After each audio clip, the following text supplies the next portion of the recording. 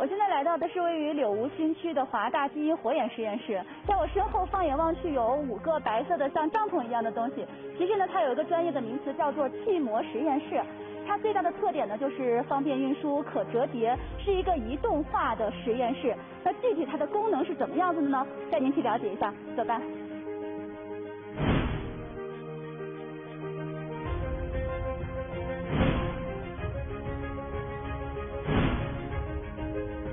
现在我们也是近距离的来到了气膜实验室的旁边，张老师为我们介绍一下。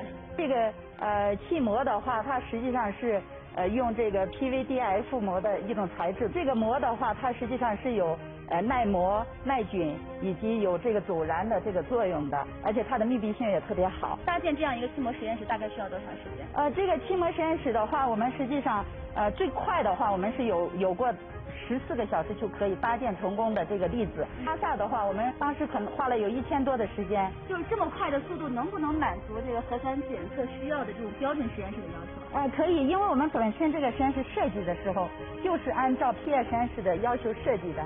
这个每一个膜它是有不同的功能分区，试剂准备区，这个我们叫取样，然后提取和这个 qPCR 就是扩增区，就是这几个功能分区。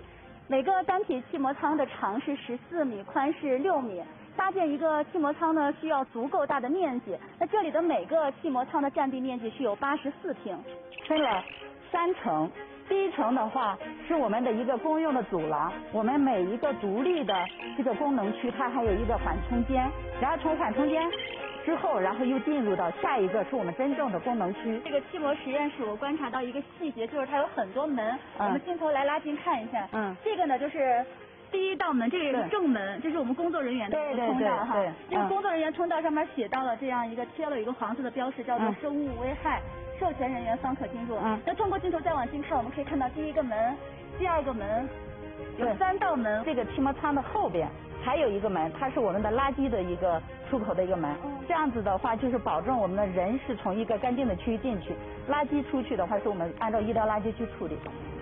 在后门我们看到2个这样的一个物品传递的通道。那第1个这个通道呢，就是送过来的核酸样本会从这个通道窗口来送进去。现在里面已经有传送进去，正在待检测的一些核酸的样本。这个上下的2个舱，一个是进去的物品的通道，一个是出来的物品通道，也是更好的来保障我们气膜舱的一个洁净度。